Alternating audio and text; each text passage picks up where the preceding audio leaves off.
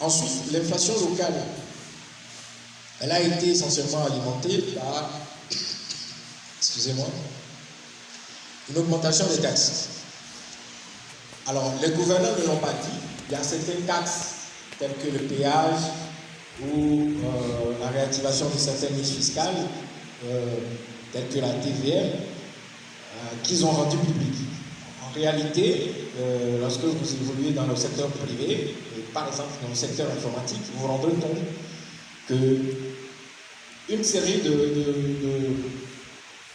de biens, je dirais de biens, de matériel informatique, ont vu leur TVA progresser déjà à partir du milieu de 2020. Donc, ils ont en réalité, dès le retour du sommet sur l'initiative de la suspension du service de la dette qui a eu lieu en France, pour faire face à la situation du Covid en termes de dépenses budgétaires et de restructuration de la dette de nos pays, eh bien, ils ont été obligés d'augmenter un certain nombre de taxes à l'importation et également de réactiver un certain nombre de niches fiscales qui leur permettraient d'augmenter les ressources budgétaires du pays.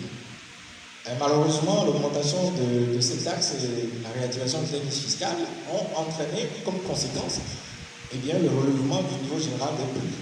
Donc, ça a alimenté l'inflation sur le plan local.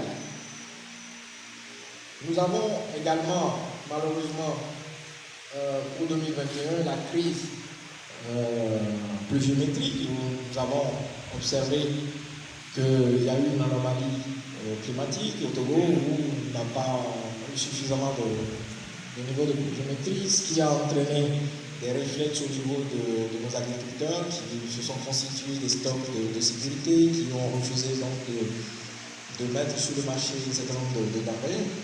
Et pour 2022, Dieu merci, on a l'impression que ça s'est relativement établi, on ne sait pas vraiment ce qui va se passer.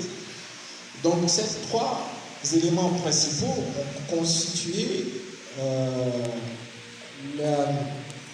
le pôle qui a alimenté l'inflation locale, mais dès 2020, au milieu de l'année 2020, déjà nous avons constaté qu'il y avait un relèvement du niveau général des prix. Alors, les Togolais ont-ils aujourd'hui un niveau de pouvoir d'achat qui peut leur permettre de faire face ou de traverser cette crise avec moins de difficultés?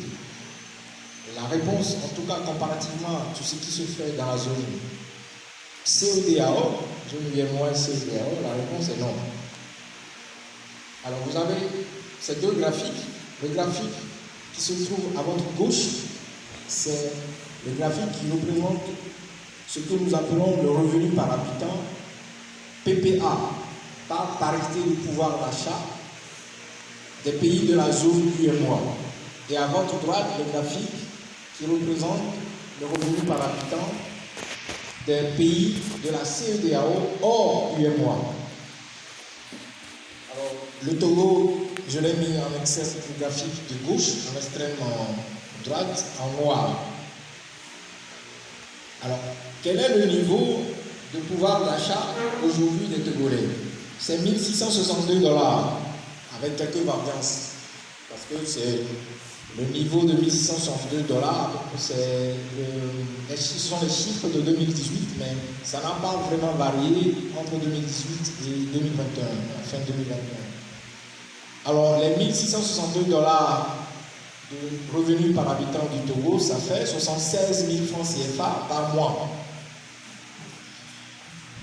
Alors, en moyenne, lorsque le Togolais a 76 000 francs CFA par mois, eh bien, le Béninois, lui, il a 156 000 francs CFA par mois de revenus par habitant.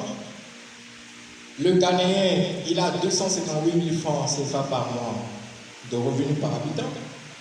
Et le Cap-Verdien, qui nous ont battu la dernière fois 2-0, lui, il a 342 000 francs CFA de revenus par habitant. Donc, le Togo ne devance, dans la zone UEMOA, le Togo ne devance que le Niger en termes de revenus par habitant. Et le Togo ne devance que le Niger et le Libéria. Donc tous les autres pays ont un niveau de revenu par habitant plus élevé que les Togolais. Alors que, avec ce niveau de revenu par habitant de 1662 $ PPA, par parité de pouvoir d'achat, nous faisons face, comme les autres pays, au même niveau de relèvement des prix sur le plan mondial. C'est-à-dire que lorsque le Ghana, qui est